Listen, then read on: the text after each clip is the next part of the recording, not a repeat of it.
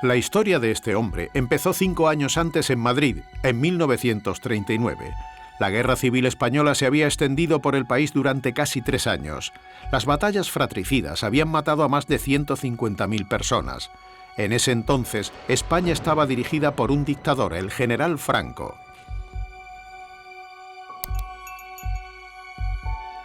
Un hombre, horrorizado por las atrocidades de la guerra, decidió dedicar su vida a combatir toda forma de dictadura. Su nombre era Joan Pujol y tenía 24 años. Su experiencia en la Guerra Civil Española le enseñó que los nazis iban a destruir la civilización europea. Y él estaba decidido a que el resto de Europa no pasara por lo mismo que España había sufrido.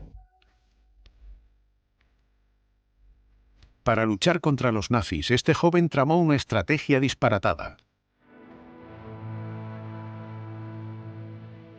Una mañana, en enero de 1941, Joan Pujol se dirigió a la embajada británica.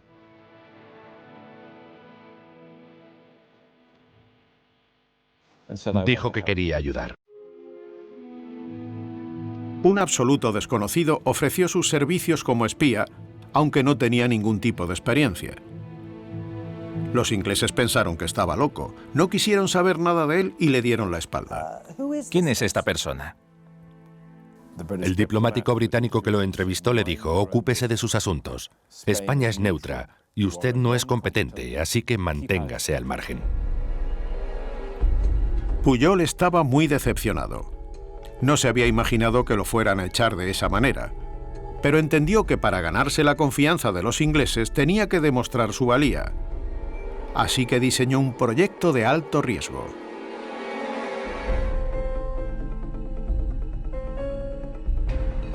Unos días después, en Madrid, el joven español fue al número 2 del Paseo de la Castellana. Era la dirección de otra embajada, la del país que detestaba, Alemania. Se le había ocurrido una estrategia singular. La única forma de llegar a los británicos era ofrecer primero sus servicios como espía a los alemanes y así conseguir suficiente información para volver a los británicos y decirles: mirad toda la información que he conseguido, la necesitáis, ahora no me podéis rechazar. Joan Pujol ofreció espiar para los nazis, con la clara intención de traicionarlos frente a las fuerzas aliadas. Mintió para que se lo tomaran en serio. Les hizo pensar que trabajaba para el Ministerio de Asuntos Exteriores español y que tenía un pasaporte diplomático con el que podía viajar a Inglaterra con facilidad. Y por sorprendente que parezca, los alemanes se creyeron su historia. Tener a alguien que apoyara al eje y que estuviera dispuesto a hacer este trabajo era un regalo del cielo, especialmente en un lugar en el que había escasez de agentes secretos, en este caso Reino Unido. Porque en ese momento ya habían expuesto y arrestado a casi todos los espías del Reich.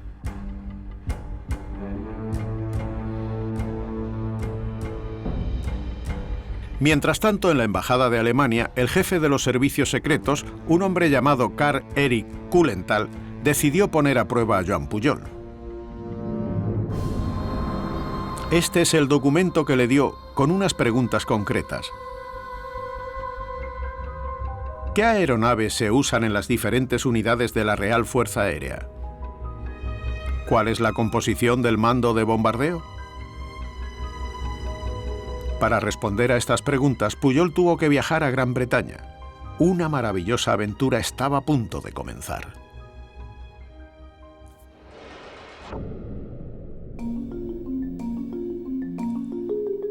En teoría, para llegar a Inglaterra desde España en la guerra, tenía que pasar por el puerto de Lisboa, en Portugal. Por lo tanto, Pujol viajó a la capital portuguesa en julio de 1941 sin intención de ir más lejos. Una vez allí, empezó a trabajar en la biblioteca pública.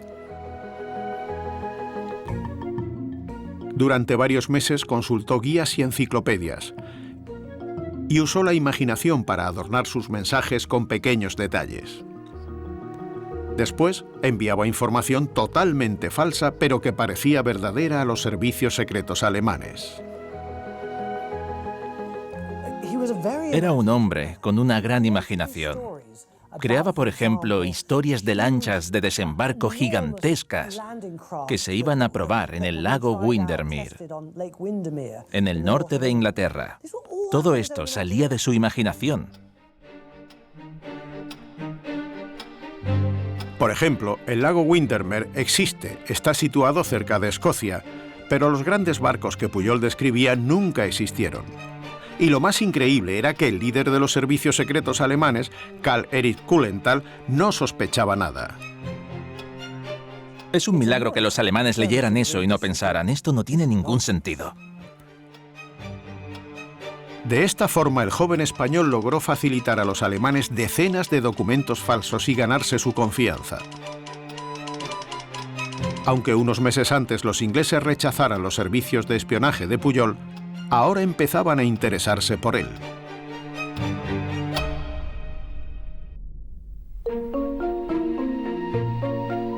Su destino se decidió en el campo inglés, al norte de Londres, en Bletchley Park.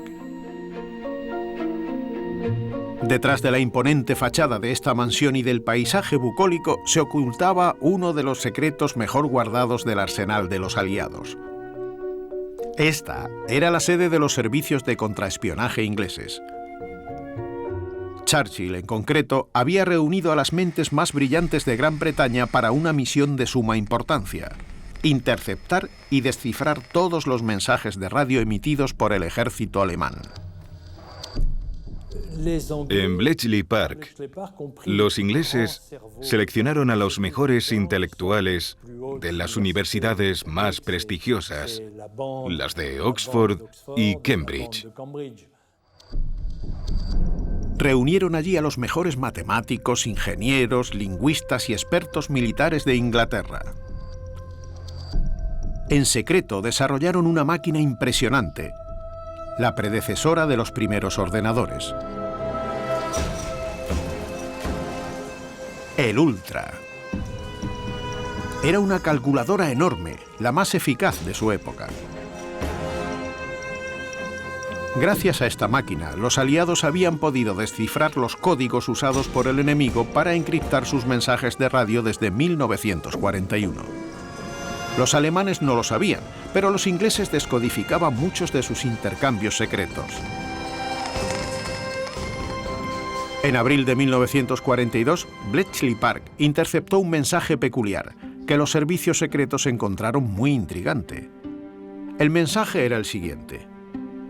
El 2 de abril de 1942, un espía alemán con nombre clave Alaric y sede en Madrid informó a los servicios secretos alemanes de que un convoy de 16 barcos británicos estaban a punto de salir del puerto de Liverpool, bajar por el Atlántico y navegar por el estrecho de Gibraltar para reabastecer a las tropas de los aliados en la isla mediterránea de Malta. Cuando los ingleses descifraron este mensaje, se sorprendieron porque en realidad no había ningún plan para un convoy de este tipo. Pensaban que los mensajes no eran reales, que no tenían sentido. Los aliados sabían que ese convoy no existía. Sin embargo, los alemanes creían ciegamente en la información del espía. Poco después, los barcos alemanes salieron en busca de un convoy imaginario y pasaron días recorriendo el Mediterráneo para encontrarlo. Los ingleses no se lo podían creer. Los aliados estaban perplejos con el esfuerzo tan intenso que estaba realizando el enemigo en el oeste del Mediterráneo para encontrar y destruir un convoy que no existía.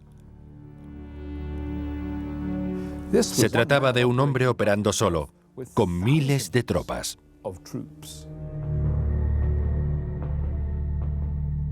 Así que los británicos decidieron informarse un poco más sobre este espía inusual que era capaz de hacer creer a los alemanes cualquier cosa.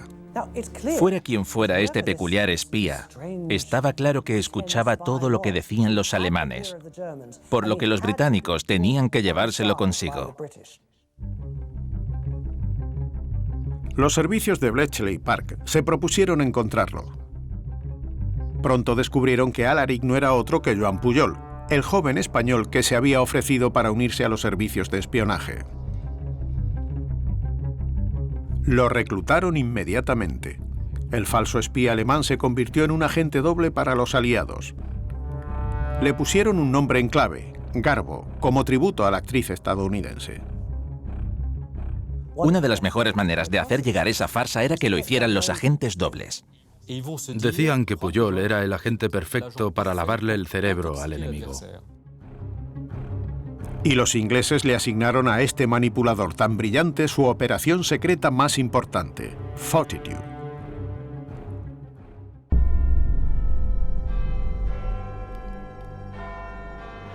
Joan Pujol, alias Garbo, se mudó al centro de Londres, cerca de Jeremy Street.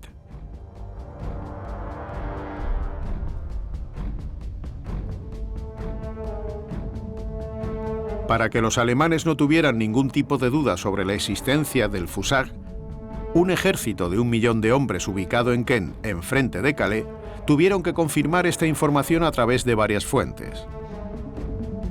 A Garbo se le ocurrió una idea genial. Les explicó a los encargados alemanes que él se había encargado de reclutar a nuevos espías por toda Inglaterra. En total, había 27 agentes trabajando para él. Su imaginación no conocía fronteras.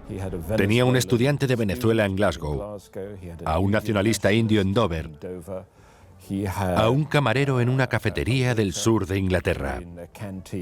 Y todas estas personas solo existían en su mente. Garbo pasó 6 meses en su pequeña oficina de Londres y cada día escribía cientos de mensajes falsos que supuestamente le habían enviado sus espías imaginarios.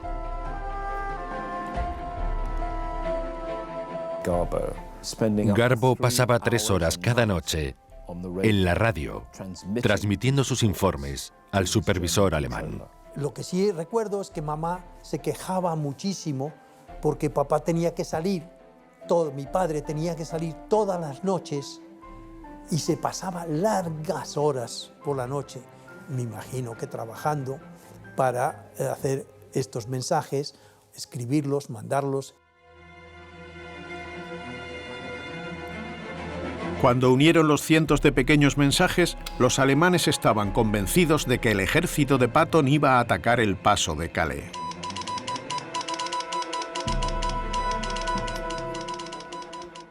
Todas estas pequeñas cosas no significaban nada por separado, pero cuando las juntaron, empezaron a tener sentido para los alemanes. Le estás proporcionando a tu enemigo pequeñas piezas del puzzle.